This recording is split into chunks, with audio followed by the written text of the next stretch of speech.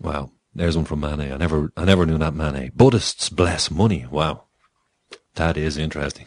I'll check that one out. Buddhists bless money. That is interesting. So, okay.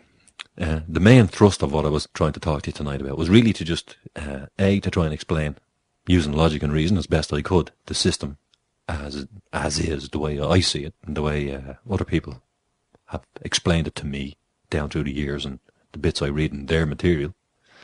You know, I mean, I read a lot of the legal books and their publications, and as far as I can tell, that seems to be precisely what it says. Particularly that book, folks, if you get that book, How Judges Reason. Oh, that's a doozy. That's a doozy. It's actually available for download on Google Books somewhere. I think you can get it. Now, you see,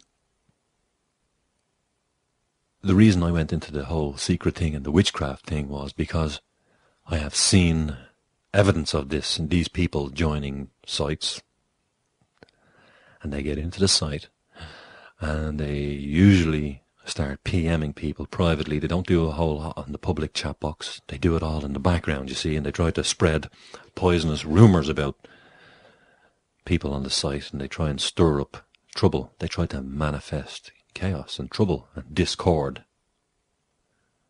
And they have been very, very successful doing so on lots and lots of websites. People call them trolls sometimes.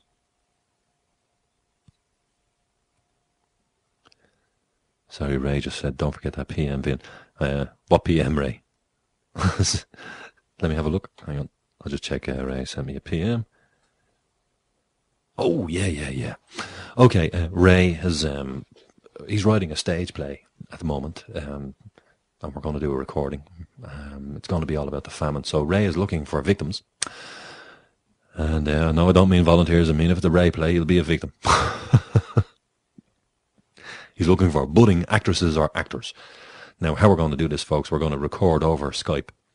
So everybody will read their part over Skype. We'll record it, put it together into the play, and we'll be adding all the sound effects and all that stuff later.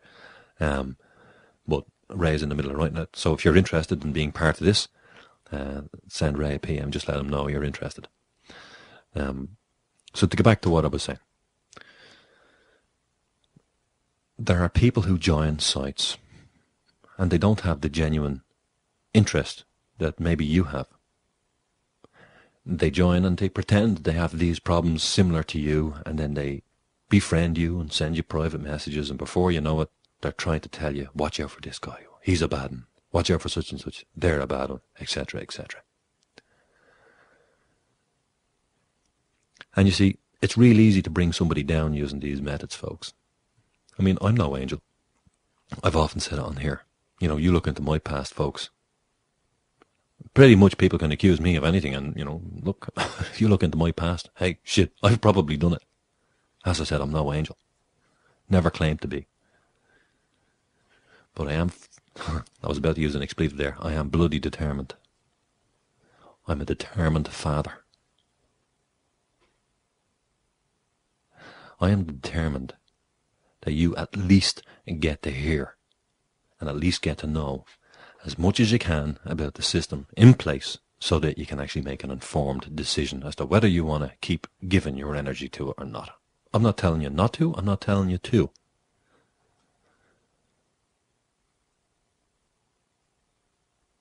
I'm in the passive pose here. Okay? So you might look into my past, you might find something and say, yeah, 10 years ago, 20 years ago, Vincent Byrne, he was a son of a bitch. Possibly. And you could say, oh, people don't change. That's right. They develop and grow and alter and, you know, but some characteristics stay with you. Sure. But I've been here on this microphone for almost 2 years now, I think.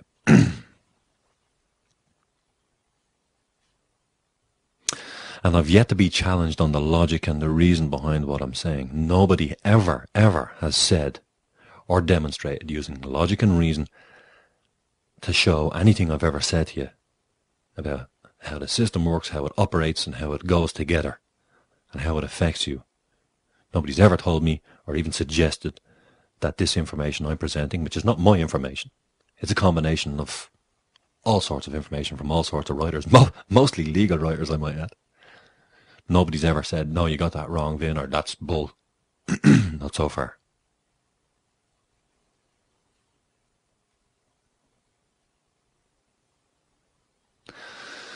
So look, I'm here. It's, what time is it now? Just gone 10:30. It'd be great if somebody called in for a chinwag over Skype. Vincent Temp 1 is the Skype. And you can call on 00353 443309 if you want to use a landline. Call in. If you want, I'll call you back. If you want to have a chinwag, it'll be free of charge to you. In the meantime, I am actually going to play another tune.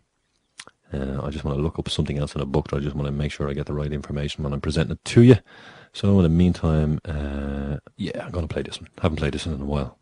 Here's something I wanted to read this for you. So I had it marked in the book, but I hadn't got a bookmark in the book.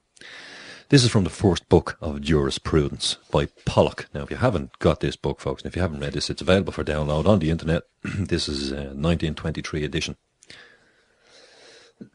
Pardon me.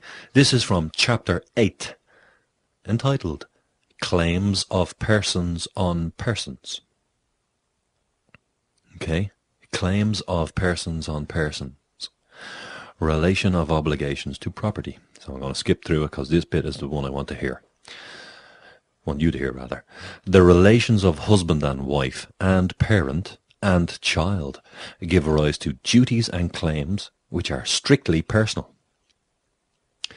But these are not separate and independent duties. They are incident to the continuous relation of the parties.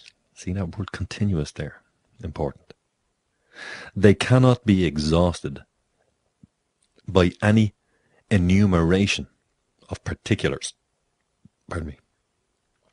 And they cannot be brought to an end except... I'm going to read that again. They cannot be brought to an end except by the expiration or determination of the personal relation to which they are incident. Okay? Now, just to try and, well, I'll continue a little bit and then I'll put that in plain language for you, if you will. The advantages and benefits arising from them are not recognized by law, not by modern law at any rate, as a possible subject matter of sale, barter, or traffic of any kind, or of adequate pecuniary estimation. Now, get that book, folks. Download it. It's available for download on the site. First book of jurisprudence, chapter 8. Read that. And you tell me how exactly they go about taking people's children from them and getting them into state custody. Huh? How are they doing it? They have to say that the relationship has expired. It's a dead relationship. And yet, the parents of these children being taken are pleading and begging, don't take my child, don't take my child. And they say, oh, the relationship has ended, it's dead. You got to read this stuff, folks. You got to see it. I mean, it goes on. Besides all this, the family relations belong to a large extent to the sphere of moral as distinct from that of legal justice and right. Really? You think somebody want to tip them on the shoulder some stage and let them know that, wouldn't you? By the way, do you realise you wrote this in a book that you hold in great esteem, Mr. Legal Man, Mr. Wiggy, sitting up there on the bench, huh? Do you realise you have this stuff written in books? We can hold you to this. You put it in the book. This is a book everybody reads when you go to law school. How many of them seem to forget?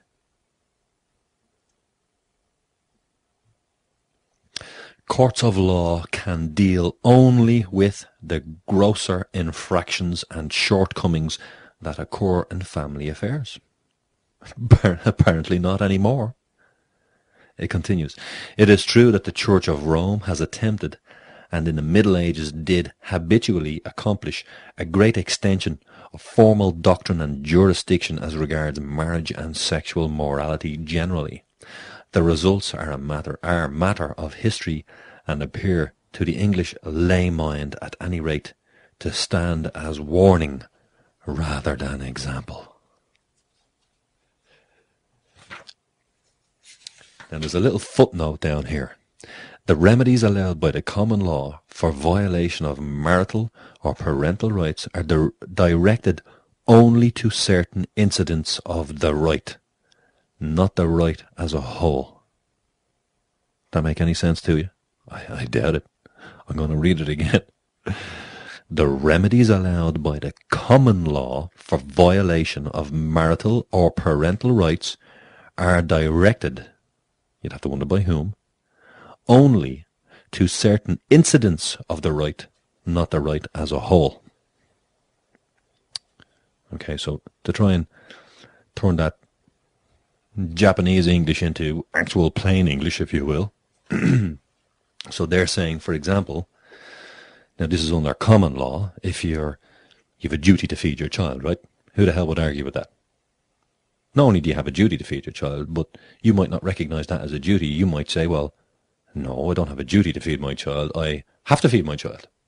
Why? Well, because I love them. They're my child. They say, oh, but that's a duty.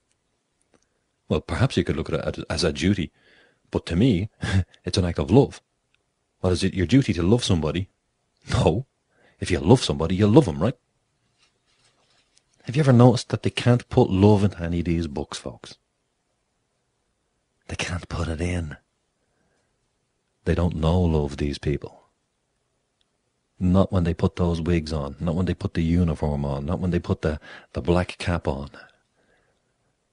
They're operating outside of love.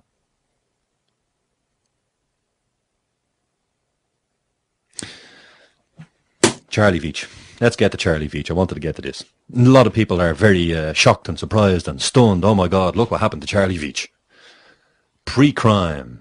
He was arrested. Minority Report. Yada, yada, yada. All this sort of stuff is said about him. Although, he did make a YouTube video, folks, and he did say it was his intention to go and disrupt the proceedings.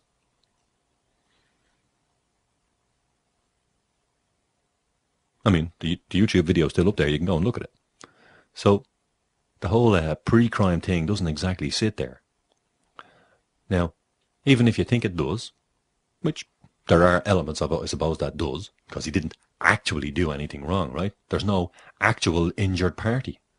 Well, shit, there's no injured party when you break the speed limit, right? There's no injured party when you park in a traffic bay, right? Without a permission slip, ticket, shit, whatever you want to call it. Well, what's the difference? What's the difference between what happened to Charlie Veitch and a parking ticket? And I'm here to tell you, as far as I can tell, there's absolutely no difference. None whatsoever. If you can find a difference, by all means let me know, but I can't find any difference. Comments on the chat box, please. Anybody think of a difference between what happened to Charlie Veitch and being arrested for not paying a penalty fine or a speeding ticket or flipping whatever, when there's no injured party, when you didn't commit an actual crime? Breaking the speed limit's not a crime, folks. They don't even say it's a crime. It's not a crime. They know it's not a crime, because you can't break it, number one. If you broke it, then they'd have to create a new one every time, right? If I break a glass, I have to create a new glass. I mean, the sign doesn't break. The road doesn't break. The car doesn't break. What breaks? Nothing breaks. Nothing goes crack, wallop, bang, boom. Nothing happens.